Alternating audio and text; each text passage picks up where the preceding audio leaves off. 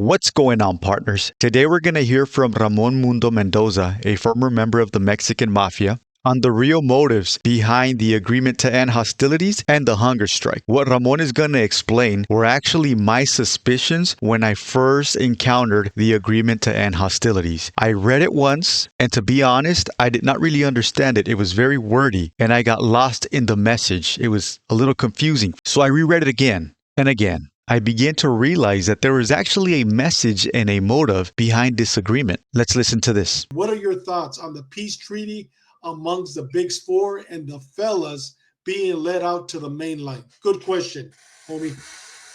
Well, it's something that I thought would happen eventually. I know there was a lot of bad blood, between North and South, and the actual animosity or violence between the M and NF was almost non-existent since 1973 because they were kept separated, and so the war was fought by proxy by the norteños and sureños on the streets, in prison, etc.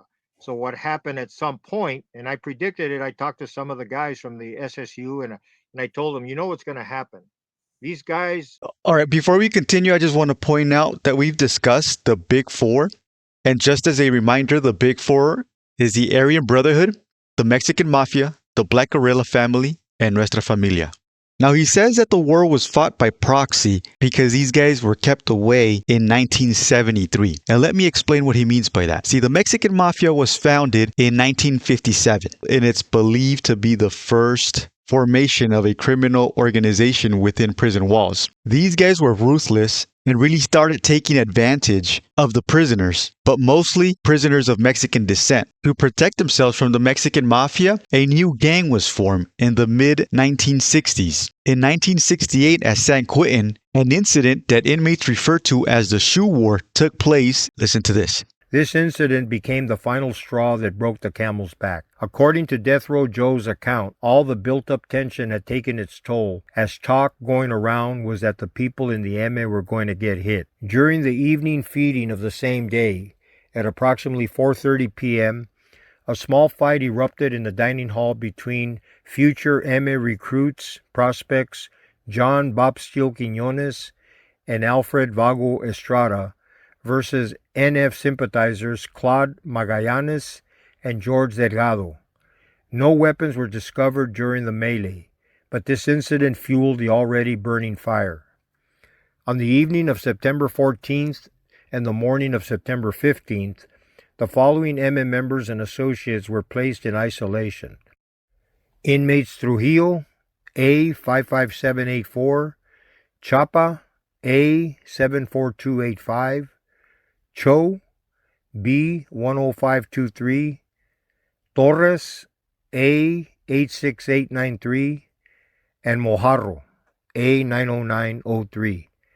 In the hopes of preventing future incidents following these skirmishes, San Quentin administrators felt the need to place several MM members and associates on isolation status. There you have it. So after the Shoe War, they become rival enemies, and these two gangs are just fighting. So that's when the Department of Corrections starts isolating these guys, and it just becomes a whole-out war. And this brings us to what Mundo was talking about. In 1973, the Department of Corrections at this point was segregating members of both gangs to prevent them from fighting each other, from killing each other, essentially. And of course, the problem got so big that they had to build detention facilities to completely segregate these individuals from the general population. That is where Pelican Bay State Prison comes into the picture with the infamous SHOE program to isolate inmates involved in these criminal organizations. And I predicted it. I talked to some of the guys from the SSU, and I told them, what's going to happen.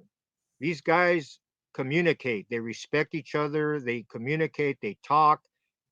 So the logical question goes like this. When we beat these guys with our hunger strikes, those hunger strikes were just ruses to get back out on the yard, to do away with the SHOE unit, the segregated housing unit. When we get out to main population and we're walking the yard together, do we want to gangbang or do we want to make money? I'm sure that question was asked by somebody, in talking to each other about their future plans after successfully defeating the SHU with hunger strikes and other measures and getting out. To break this down a little bit further, what he's saying is these guys got placed in isolation. They got placed in Pelican Bay in the SHU, but they all got housed together. Now we're talking 2011 now. So a lot of the animosity that was happening in 1968 over the SHU wars has kind of been forgotten a new generation of inmates. Because CDCR adopted this isolation method, they unintentionally housed all these rival gang leaders together, and they got to know each other. They got to respect each other. They got to talk, and they got to formulate an idea on how to take over California's prison system, how to turn it into a business. They were already making money in the yards, things that we're going to be exploring in this channel. There you have it, partners. You heard it from Ramon Mundo Mendoza himself. The agreement to end hostility is a ruse. For now, partners, that is all I got. Remember to hold the line and let's hold them accountable.